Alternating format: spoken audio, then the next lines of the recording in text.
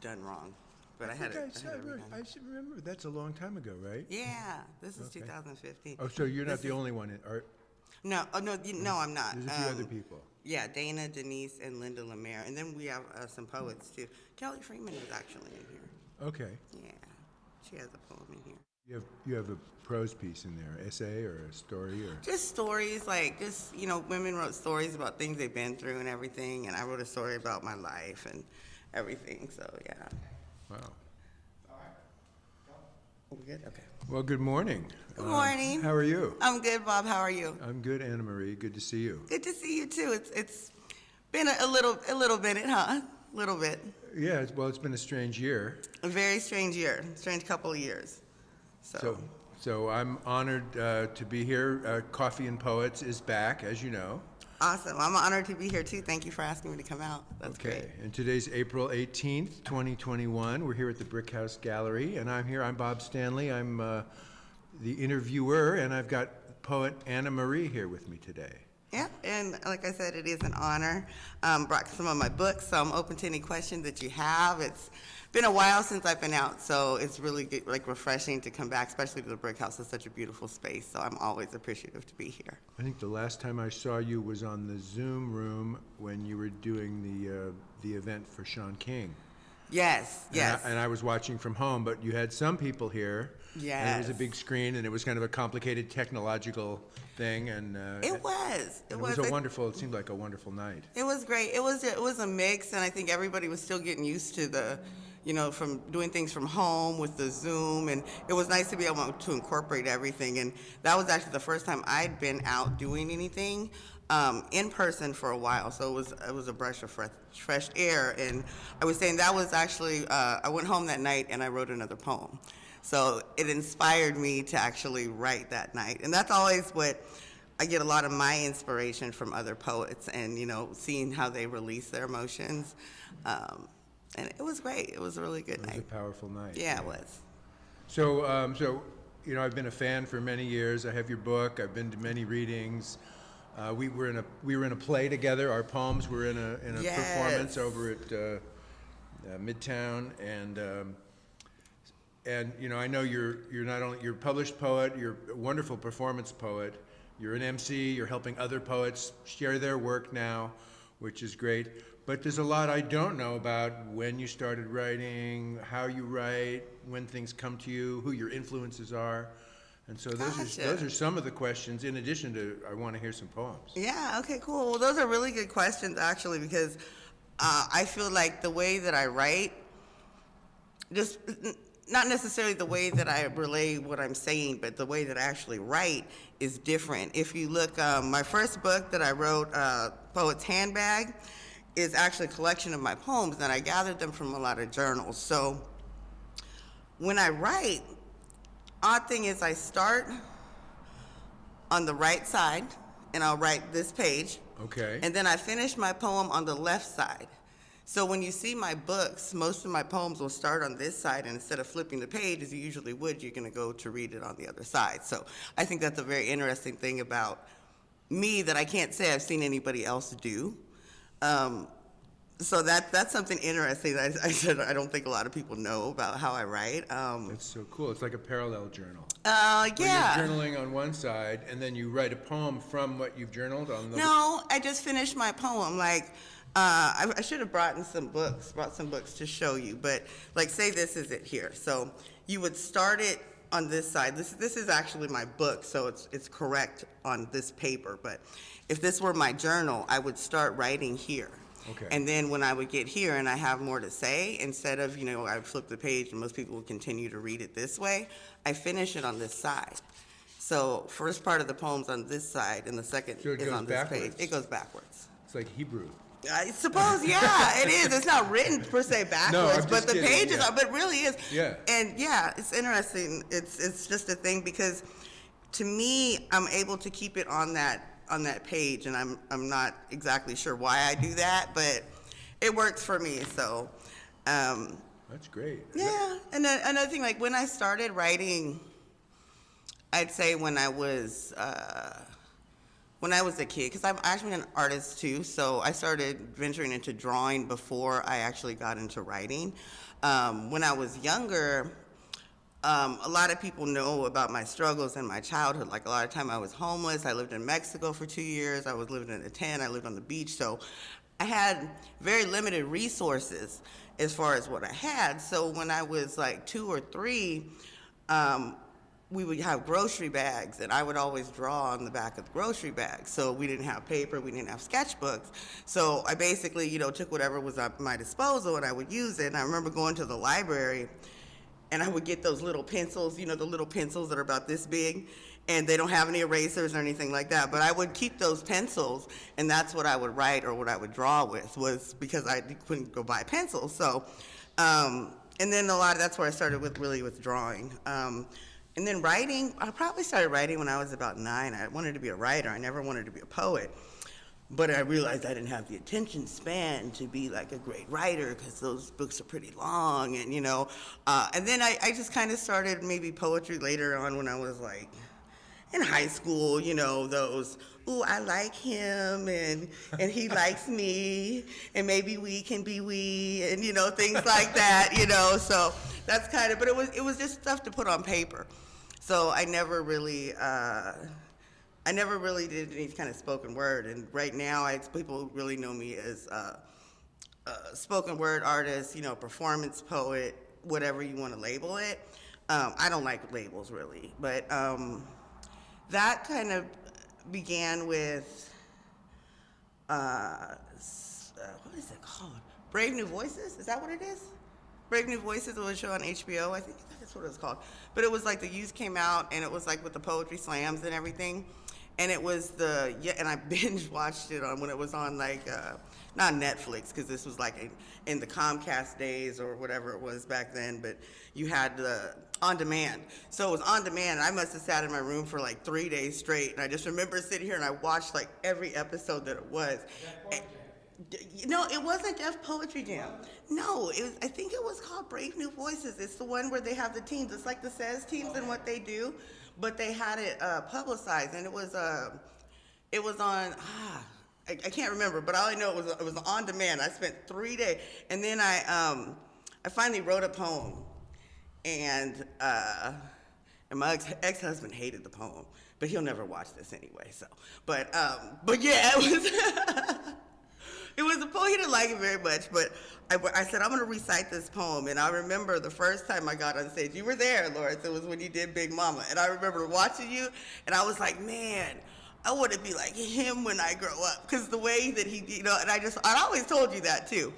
But that night, I remember my first open mic, I was just standing there, and I had the piece of paper in my hand, because I didn't want, if I forgot it, I wanted to have a backup plan, because I don't like going up there with nothing. And I had this piece of paper, and I just kept folding the paper. And by the time I was like, man, if I have to unfold this paper, that's going to be bad, because I did fold it into a million little pieces. And my leg was shaking, and I was thinking, don't forget your poem. And I wonder if everybody can see my leg shaking, because my leg was like really shaking. I was so nervous, but I got through it. And what was the poem? You know what? I don't even have that poem in any of my books, but it was basically. It was a poem of just about trying to help somebody that you can't really, you know what I mean? It's not, sometimes people need to change themselves. It's not something that you can do, you know what I mean? Yes. So it was along those lines, and I don't even remember what the poem was. I remember like parts of it, but yeah, that was the first time I went to an open, and it was on my birthday, by the way. It was on my birthday when I did my first open mic, because, and I remember it was at Terry Moore's show. And he was like, well, come on down, I'll let you in for free, because it was your birthday. And that was the first time I ever actually recited a piece, so. Wow. Yeah, that's about my journey, I guess, with poetry. That's quite a journey. Mm-hmm. Now, you did theater for a while in high school, or? Oh, yeah, I love theater. That actually was, I think maybe spoken word poetry is a way of me combining my love for writing along with my love for theater, because I was in every play from like 6th grade all the way up through high school. And I mean, to be honest, I was a great student when I applied myself, but sometimes, and I feel for kids now with the social distance learning, because it would have, to be honest, it would have been hard for me to wrap my brain around that at that age, you know, being a teenager and everything, you know. So I just remember a lot of classes. I started off in school great, but then a lot of classes, I kind of stopped going to. It's not the best thing, you know, kids stay in school and, you know, all that good stuff. But in all honesty, this is my journey, you know. But I always made it to drama class. I'll say Yeah. that. I made it to lunch and I made it to drama class. You wanted to be there. You knew I you wanted to be there and everything, but yeah, I was in a lot of plays. I actually had a lot of the lead roles because I would audition for it, and with my memory, that's like a lot of people say, you know, how do you have so many poems memorized? So when I was younger, and I spent 2 years in Mexico when I was a child, and now I speak Spanish because of my job, so I simply have to speak work Spanish because I'm an insurance agent. So if you ever need insurance, holla at your girl. But I did so much time that was by myself, and I would write. So I didn't have many things at my disposal, so I would listen to songs, and I would write the words to songs. And I had books of plays, because I was always interested in drama even before then. So I had books of plays and books of monologues. And when you're in a different country and you don't have electricity, you don't speak the language, you're not in a house, you're very limited. So I would read, and I would read books. And I remember we were in a town in Mexico, and there was a library, and the lady was like, you can take all the books you want. I was like, oh my God, all the books I want. It was like a dream, you know, and I walked out there with tons of books, but I would write down lyrics to songs so I could memorize them. I would practice monologues when I was like 9 years old, from like William Inge and Tennessee Williams, you know. I read like Steinbeck and Hemingway when I was like 9, because there was nothing else to read. That's the book they gave you. And there was nothing else to do. And my dad was weird because he didn't like for me to interact with people. So I didn't have a lot of friends growing up. So I remember I got a whooping because I went to my friend's house and I was 15 minutes late home from school, and it was some serious stuff, Bob. I mean, like, you know, he's from Memphis, Tennessee, you know, old school, what can I say, you know? But yeah, I always just, I would write things down and then I would practice memorizing them. So that's the way I memorize, is I write things down. Like when I write my poems, probably to this day, I would say, you know how I would say like an active something is something that's ongoing, you know, you're still in it. So let's just say right now I have about 17 active journals, if you can grab that, because I collect journals to give to people, because I feel that writing is a form of expression that everyone can benefit from. So I collect journals to give away to people. But then some of those journals, I'm like, oh, I have to keep this for myself. And then I start writing in it. So, you know, I've got a few poems here, a few poems there. So I probably got about 17 active journals at home that I have poems in. You sure it's not 18? Yeah, it might be. You know what, Bob? There's probably one in the back of my car right now. It's got my name on it. So That's yeah. so amazing. And so you're just writing, the ideas are coming to you, so you need to have paper and... Yeah, I think, yeah.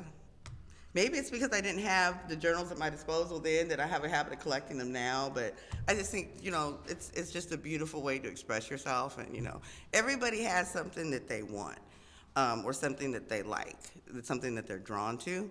So I have collections of journals because one of them is going to have your name on it. You know, I tell people to look through I have a basket that I actually have journals lined up in that I keep in my car sometimes. So, you know, if I'm talking to somebody, they're having a bad day, I'm like, hey, let me give you a journal, you know, pick one that you like, you know, and then see where it goes. So why don't you say us a poem?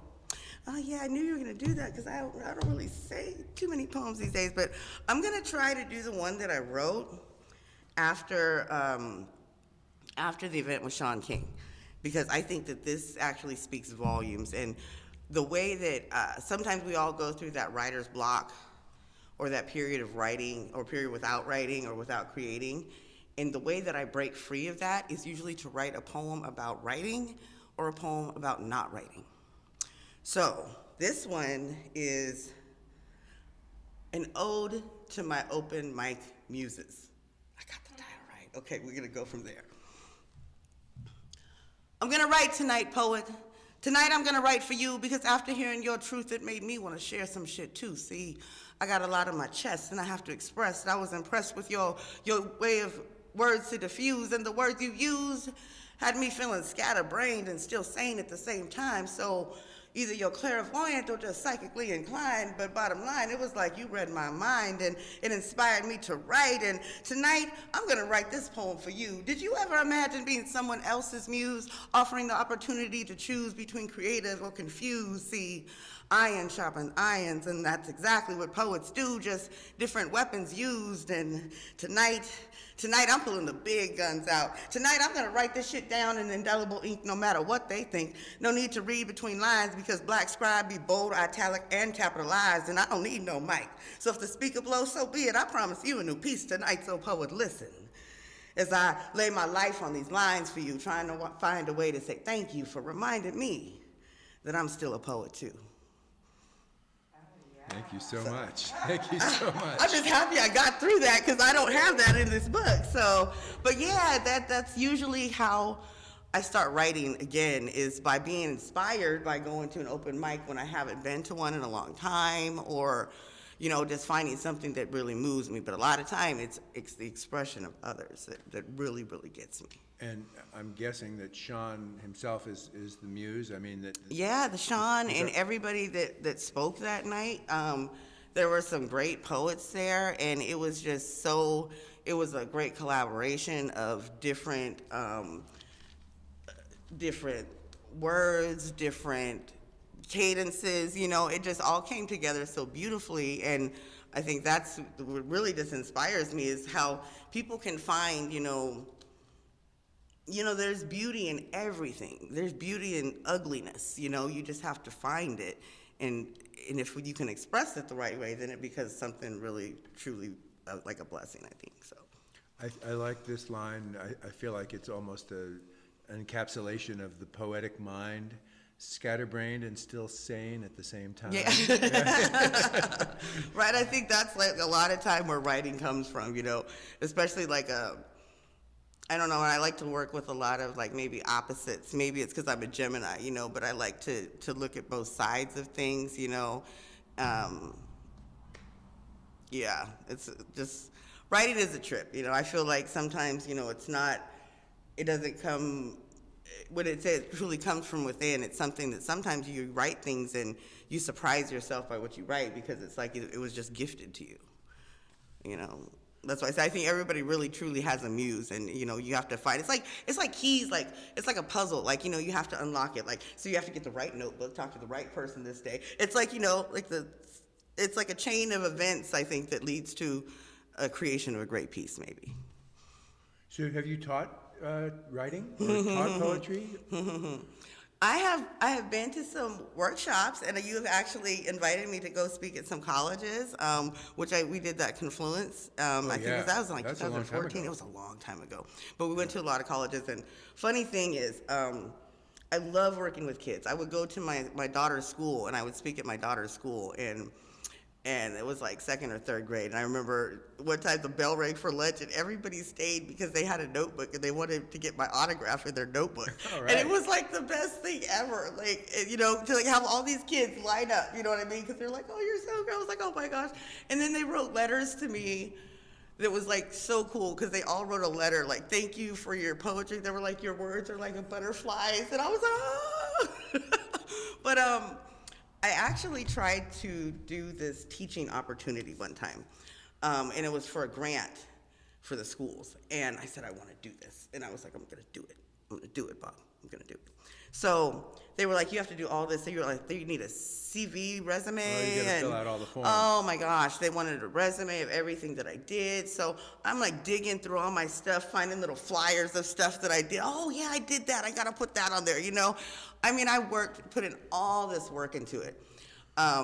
They wanted me to do a lesson plan, like a week-long lesson plan to tell what you would be teaching in that class, you know, and it was like on poetry. So I was researching, I was writing these things. It was like 10 pages I had to submit. I mean, I researched everything, like from the beginning of poetry and where lyrics and Shakespeare, and it was lyricists and this and that and lyrics and, you know, like all the different terms. It's like and a graduate seminar. Oh my gosh, it was amazing, right? So I put this all together, and then I made it to the next round. I was like, yes, I'm gonna get this. And it wasn't about that. I just wanted to work with the kids, man. I love the kids, you know.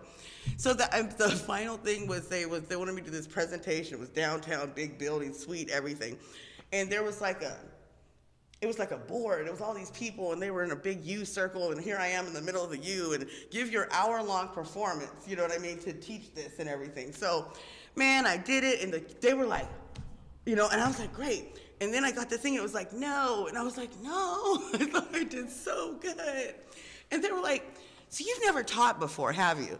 And I said, no, not really. You know, I do poetry, you know what I mean? I do all that. They were like, you're teaching this to kids. Like, they were like, this would be awesome for like college level because you took it. Basically, I gave them the history of poetry, you know what I mean? They're not supposed to be teaching this to like fifth graders, you know? They're like, they were like, go take a class and learn on teaching and then come back and guarantee you could do it. And it was just too much for me. I was like, oh, I'm out, you know, tapping out. You're a natural teacher. You just don't want the bureaucracy to tell you how to do it. And maybe that's what it is. I'm with you, yeah.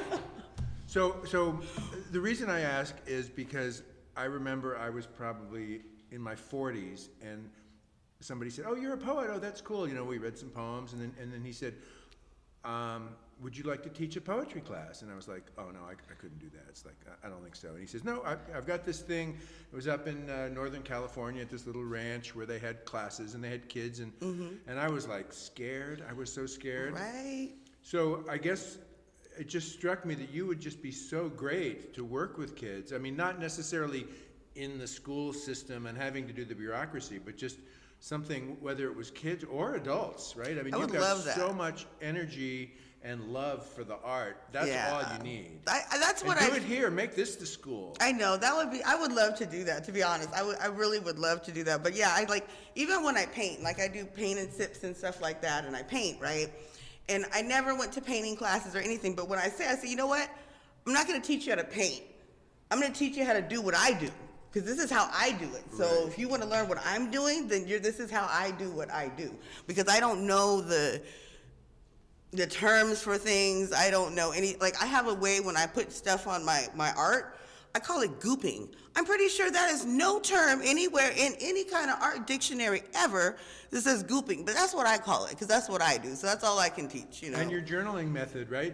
You've invented your own process for writing poems. I suppose so. I just thought it was just because I was a little off, but it's all right too. Off is good. We're all a little off. Well, how about another poem? Okay, all right. So I will actually. So this is my first book, A Poet's Handbag. Are these still available, by the way? They are still available. All my books are available online. I am trying to do some modifications right now with the online orders of this book. So if you would like this book, you can probably just message me. I prefer it. But these are available online. And it's a quick thing too. Ebony London, who's an artist, she's focused more on her art now, but the first time when I actually merged from like poetry into writing, because I was like, a story's gonna take so long, you know. I'm used to like, give me a page or two and I'm good, you know. So, and in my mind, I'm thinking, you want me to stay on topic for this many amount of pages, you know what I mean? It's kind of hard and overwhelming for me, because I'd be like, you know, in a lot of places in my mind. So she asked me to write a story. And I was like, holy smokes, you know what I mean? You know, and I actually did. So this is the first time that I actually had a story published, is in Reunion, which is a book by Ebony London, which I don't even know if she still promotes this book, but it's awesome. It's a collaboration of myself, her, and another author, Joe Rodriguez. So that was the first time I ever actually wrote a story. And then when I got to this book, I wrote way more than I anticipated. So it's possible to actually just keep writing, and it just takes you away. But I'll share it from A Poet's Handbag, and I will share the poem A Poet's Handbag, because that actually is one of the pieces I used to do a lot, and it means a lot to me, because that kind of is like my life, because as you see how I write things differently, I write on all kind of different little pieces of paper, and I throw it here and there, and then I have to put it all together like a puzzle. So and it's also, you know, a metaphor for everything you go through in life. You're just putting it in a little box until you open it and actually get it out on paper, too. So my husband gave me this, my ex-husband, sorry, gave me this name because he was like, you always do dang poetry, just go put it in your poet's handbag. And I was like, oh, I can use that. So, I've seen them clutched and carried under weary arms. I've seen them slung over strong shoulders, but never sold in stores, for one cannot purchase a poet's handbag. Stitched with seams of sorrow and broken promises with cliches, and I told you so. Some have no choice but to sew these quilted colors of existence, these purses of verses written in napkins, receipts, whatever's within my fingers' reach, scribbled in crayon, ink, and even eyeliner, because I'd rather write these words than paint my face. Picking up pieces of humanity and stashing them in the pockets for future use. I'm not asking you to see my point of view. I'm asking you to listen. I'm asking for your undivided attention so I can empty out the contents of my poetic pocketbook at your kitchen table. Where some of your best of times have taken place, see, I want to bring back memories of homemade apple pies, pinky swears, mood rings, and your first kiss. 42 years, stitch by stitch, and I hope my bag grows to be twice as big as this, and I hope that God knows that I'm thankful for this gift that will not go unspoken. Simply unzip this handbag and open up my whole world. A small suitcase of circumstance, often shades of brown or black, because I like to keep things neutral. Changing my purse to match my personality or whatever's in my mind at that specific place and time. Merging into material memories and being sewn into sunsets. No, you cannot put a price on this kind of passion, for fingers have grown nimble from knitting knots of nothing into something tangible, something unmanageable by currency, not worried with the lock and key. These precious thoughts are trash for thieves, but another poet's treasure, made from genuine clever, never to be mistaken for a knockoff, not half off, no price tag, not available in stores for even the most wealthy of women. She can't even afford to purchase this poet's handbag. Thank you. That one's always a showstopper. Yeah. I hope the bag continues to grow more It than does. twice the size. And you know what's funny? I'm gonna tell y'all a secret. I don't even want to tell you the secret. Tell me how old I am, but I gotta put it in my poem because I'm honest. I'm one of those people that's brutally honest. Like, you know, I'd be like, I feel that if I lie, like God's gonna come down and just flay me, like whoosh. But anyway, when I first wrote this poem, you know what it said, Bob? It said 31 years. I'm up to 42. You're still. So I just gotta change it as it goes, you know, so hopefully it just rhymes, you know what I mean? It just, you know, the It just cadence flows keeps right through. on Nobody going knows. right, you know, 31, yeah. 42. Yeah, you know, nobody knows the secret. 67. The secret, though, is the poem and the poet's handbag. Oh, but this is awesome. Thanks for having me out. So. Well, one thing I like to do is to pick a poet's poem and then read it back to them. And with you, I'm kind of nervous because I love you read so well. But you know, there's different ways of getting at it. You got some stuff yourself. He done surprised me with his, you know, he be scatting and everything, man. Don't underestimate this man right here. I'm not going to try say. scatting this. But I don't think I'm not sure if I've heard this poem, if I've heard you read it, because there's so many poems in A Poet's Handbag. Oh, wow, that's awesome. And so I just thought I'd try it. And I was reading it and thinking, it seems like it's written to a reader. I mean, you're kind of, there's a you and a you and a he, I think, here, or you and I and you. Anyway, I'm going to read 7 Courses of Truth. Oh, okay. And I don't know, maybe I don't know if you've performed that. I have done that. But of course I'll do it. A while. But I'm not going to try and do it like you. No, Bob. Oh, yeah. Do it like Bob. That's Do what it it is. like That's Bob. your truth, Bob. There it is.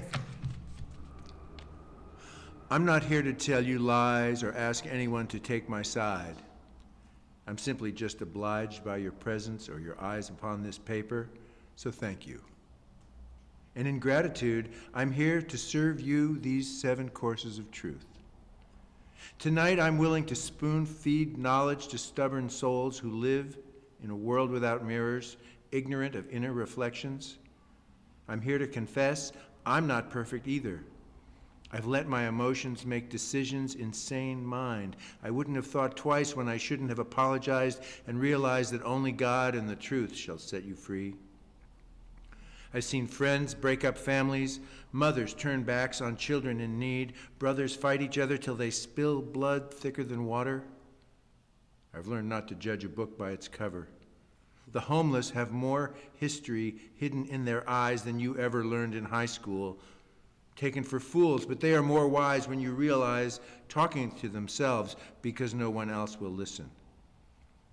Put yourself in their position before pointing fingers, and I truly believe it is better to have loved and lost than never to have loved at all, for an empty bed is a cold place, and a lonely heart will inevitably break. Tender kisses on the nape of your neck are priceless, even in memories at least, where the heart is, and you won't get lost again. Take nothing for granted. Give praise where praise is due, because nothing lasts forever, and I know this much is true.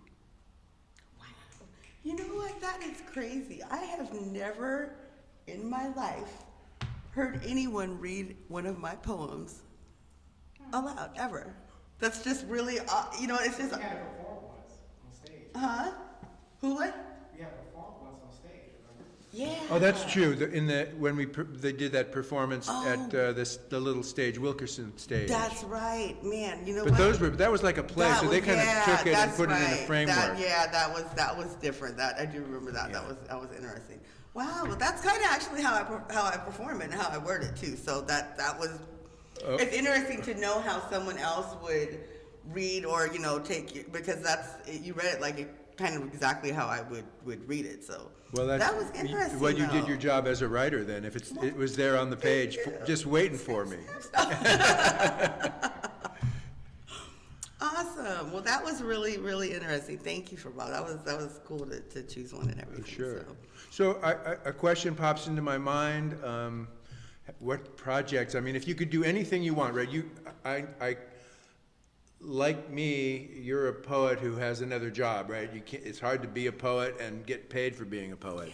But in a perfect world, what would you do as a poet if you had time and resources? What are some things you'd like to do, and what would you spend your time doing? Honestly, I think the best thing to do would be to have a group of poets that actually gets into schools and goes and teaches poetry and different arts of poetry, because that's one thing that I really found when people think of poetry as a certain way. And that's the only way. Like when kids see different ways to express yourself through poetry, I think that really changes people. And I think that if everyone in the world could have I wish everyone in the world would have the opportunity to pursue truly what it is that's in them. If I could make that happen, that would be freaking amazing. Like, I don't know, but like, yeah, everybody has a gift or something they really want to do, but they don't have the time to do it. They don't have the resources to do it. Nobody showed them how to do it. I wish that I could give everyone in the world that opportunity to truly pursue their passion. Because that's one thing I like when I be writing stuff on Facebook, but I haven't been on really much anymore. But I always like put hashtag pursue your passion, hashtag keep moving forward. Because I think those are two things that are truly necessary to life, period. Is you have to make time for what you're passionate about, and you cannot move backwards in life. Yeah. That's great. That's what I would say. I've Well- never been asked that, and I've never given an answer before, but I really, truly think that would be an amazing thing. Seemed like didn't take you long to figure it out. Yeah, it just kind of came out there. I was like, whoa, I was ready for that one. Come on, Bob, what else you got for me? I'm just kidding. Well, that's great. Are you familiar with 916 Inc.? I am somewhat. Yeah, it's kind of cool. They do some of that. Maybe I could connect you over there. I don't know. I mean, they'd be lucky to have you helping. But big organizations, there is always that bureaucratic stuff. But I think that there'd be less with them than maybe with school districts. Yeah, you know what? It's so crazy because I had this one thing, like, I'm all for, like, women's stuff, I mean, not, like, just because women been through so much stuff. And I see my mom go through a lot. I've been through a lot. And, when I grew up, I was in women's shelters because we had just come back from Mexico and stuff like that. So I wanted to get out to the women's shelters to do this, and I actually called Weave, man. They was like, get a pen. Okay, so you need to do this, you need to do this, you need to do that. I'm like, man, I just want to get out and I want to share some poetry with some women, and I want them to get inspired to write and get some of this shit off their chest. You know what I mean? That's all I wanted to do. Man, it was like, you got to get fingerprinted, you have to do this, you have to do that. And it just, exactly the bureaucracy of everything that I try to do, because, I do work a full-time job, insurance. Right. I just got done working 2 6-day weeks, you know what I mean? And they had me speaking Spanish in there, which I really, really, really don't like doing full-time, but in 2 weeks, I only had a call for help one time. So I'm very proud So of you that. went on and a learned side note. Spanish just for the For my job, well, I Yeah. kind of spoke a little bitty Okay. bit of Spanish. I sound better saying it than I do with understanding everything. Okay. But yeah, honestly, in the last 4 years, I had to learn quite a bit of Spanish. So You haven't written anything in Spanish I yet? have not. Okay. Oh, except for that one poem, and I'd be like, I am not his mamacita. Oh, I Enchiladas remember from that. la cocina. That's it. That's it. That's all I got. But this was awesome, Bob. Yeah, I'm this is really fun. enjoying this. Well, you want to Yeah. read another one or spit one? Spit one. We want spit I don't know one. if We that's want a spit term. one. I know, huh? Let me, Something you haven't read before. something I haven't, let's do that. Let's do that. Because this book, to be honest, when I wrote my book, it was just like, go compile every poem that you have, you know, to make a book. So a lot of these are pieces that I've never read, you know, some of them are short. And yeah, some of them I just never read. Some of them aren't made to be read or recited or whatnot. But yeah, let me find one that I've actually never read. That's interesting. That's very interesting. Putting you to the test here. I know, I'm just going to be about it. And you don't have to memorize it in 3 seconds, although I you know. probably could.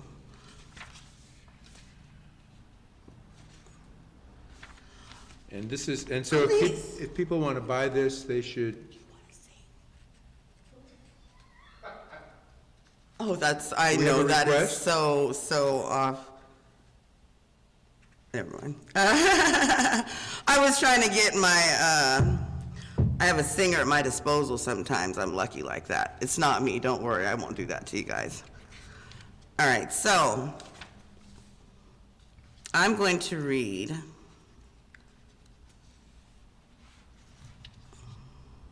Okay, I like this one. I have never done this one before. So it's called He Watches Her Walk. And it's weird because I'm really not even sure how I should read it because I don't really read it. So this is going to be interesting for everybody involved. So He Watches Her Walk. He watches her walk, wishing he could be her destination, and his mind plays the same scenario with the repetition of a sunrise.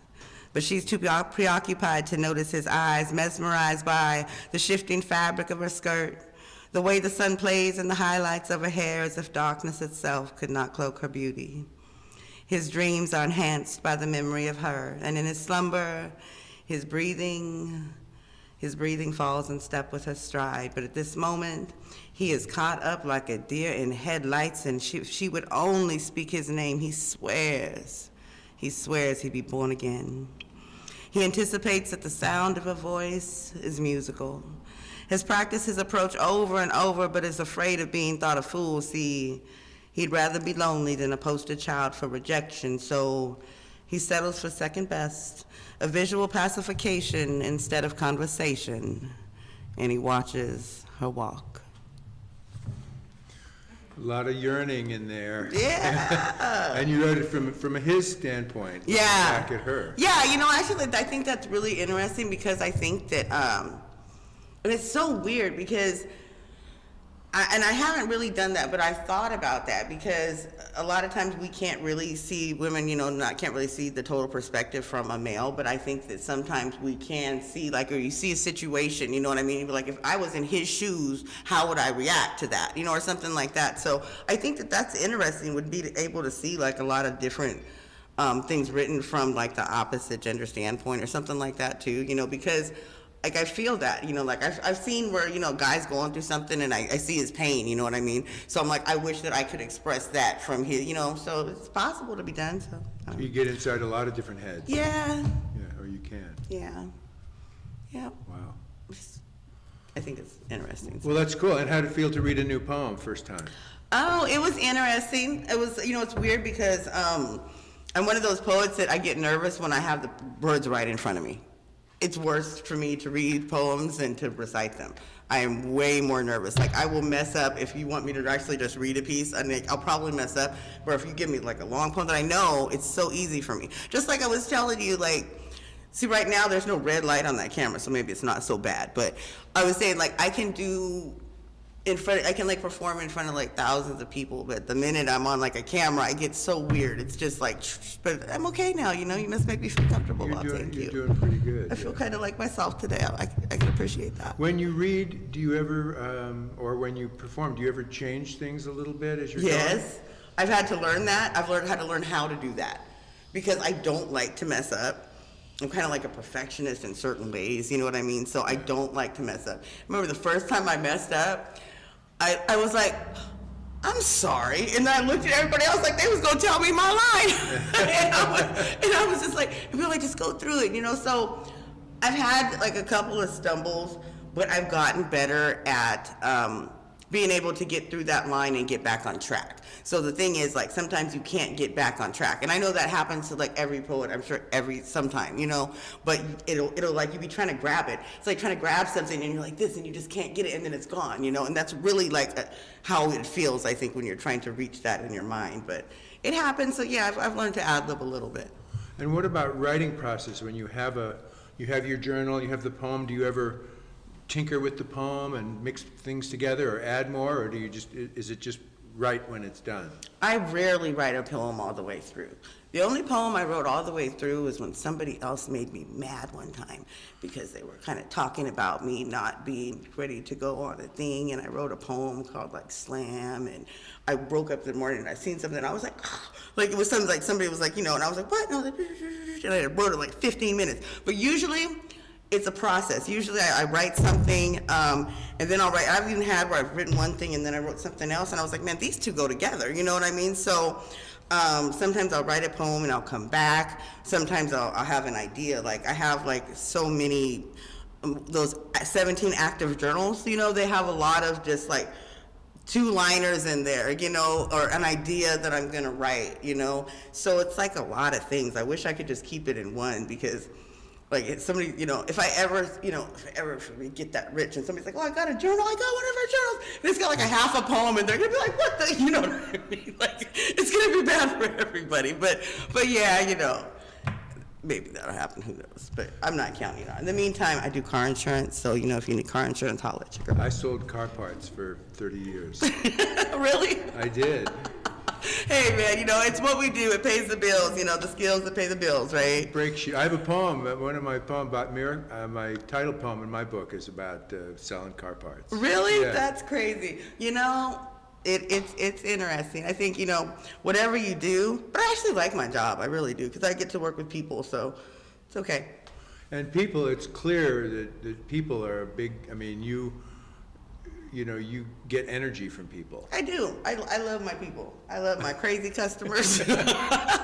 I love people. I genuinely, you know, people are interesting. You can always learn something from people, you know, from everybody. Sometimes you learn what not to do from people.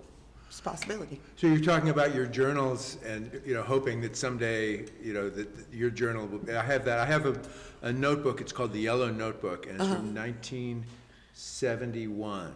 Oh, wow. And it's called Poems from the Yellow Notebook. And none of the poems are really that good, but I just kind of have this thing, someday they're going to find me. This was where Bob Stanley started. Yeah, it's like, no, I don't know. It was written with his own pen. Yeah. Like, exactly, you know. Yeah. It'll happen, Bob. We just have to keep the dream alive, you Let's know. keep the dream Keep the alive, faith. yeah. Speak it into existence. Okay, well, I was just thinking maybe trying another poem here. Let's see. Cool. And, you know, and talking with you, it really gets me thinking about, you know, what is creativity? How does the creative mind work? And I think what's beautiful is that everybody has a different way of getting it. We have different Yes. ways of writing or finding things. And I think this poem maybe touches on that. I think all your poems kind of touch on that, that it's always kind of working its way in, that your subject, while there are many subjects, the subject is creativity, Yeah. and inspiration. I think that like a lot of times you have people that are revolutionary poets, you have love poets or something like that. Like I think I'm trying to be like, I would be an inspirational poet, because that's like my whole thing, because I think that creativity can solve so many problems within people themselves. You know what I mean? It's that, so yeah, something like that. So I'm an this is inspirational on page 42, for those of you reading along at home. And it's called My Mind is a Prism. poet. Oh yeah. Prism, not prison. Yeah. My mind is a prism, an array of hues, red, yellow, and the blues, sparkling simultaneously, refracting things which remain unseen, a brilliant subconscious. If I could merge colors like I merge words, I would create for you a masterpiece. You see right through me a nude majesty. I am fantasy and complex equations, shades of pink like sunsets which set, then settle into the darkness of indigo nights. I shine like stars and moonlight, bright like diamonds, a kaleidoscope of beauty casting dreams on canvas. My mind is a prism, and sadness. Sadness does have a color. Ironically, it's blue. And when your ceiling is the sky, rain's gonna always seek and find a way to pour down on you. But tears make my colors more beautiful. I'm a miracle, unique like fingerprints, like when lovers kiss, like blown glass. Yet I'm a reflection of you, your future, and your past, making you somehow see clearer now, like spectacles. I am a spectrum, bending with the wind. My mind is a prism. See, you bring back some stuff. I'm like, oh, I wrote that. Like a lot of these poems that are in here, you know, I haven't even like read in a long time because like I don't know, I don't really reread my books like that, you know. So a lot of things I have forgotten that I wrote. So it's cool, like giving me a flashback, like you know, it's like Throwback Sunday. You know? So are you working on another book, or are you just kind of thinking about it? Or? I do definitely have enough poems now that if I wanted to create another book, I could, because I know that this book was published in like 2014 or 15. I have to look. Oh, 13. It was 2013. So it was like the end of 2013. So I haven't put out another poetry book since then. So I know since then I definitely have enough to do it. As far as whether I'm going to be releasing one, it's not in my plan at the moment, but eventually I will. Yeah. Eventually I will. And right now we're just, you know, we're hoping to get Second Saturdays back up and running here at the Brick House. Yeah. And the Brick House Poets will be back to hopefully inspire people. So, you know, keep an eye out for us. We will be back. We will be returning. And I'm just couple months, really, hopefully. Yeah. A few months. Get We'll your keep shots. everybody posted. Yeah, Yeah. you know, and when we do it, we always take everybody into consideration. Barbara's, you know, make sure that we are on our stuff and have everything in line.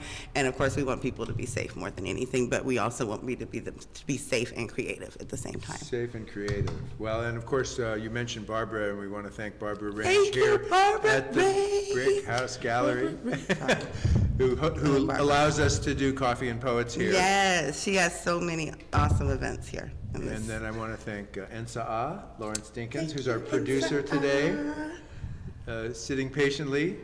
Wow, Anna Marie, it's been really fun. This is was cool. really Yeah, fun. I yeah. thought I was going to be really nervous. I was going to be like, hi, I'm Anna Marie. What are we going to talk about today? But, no, you got me to open up and everything. So I really had a great time here. So thank you. Okay, well, thank you. I'm very glad that library had those little pencils for you back in Yes, Mexico. man, I'm telling you, keep the pencils going. All public libraries, they're lifesavers, for real. Yeah, and you know, I look forward to hearing more and knowing more about, you know, how you get to take your creative passion and share it with more people, and just have more fun and love the world the way you do. Yes, indeed. Thank you for having me, Bob. This was so awesome. So. Okay, well, thank you. This is Coffee and Poets, April 18th, 2021. We're here at the Brick House Gallery, and thanks to everybody for coming, and thanks to Anna Marie for being my guest.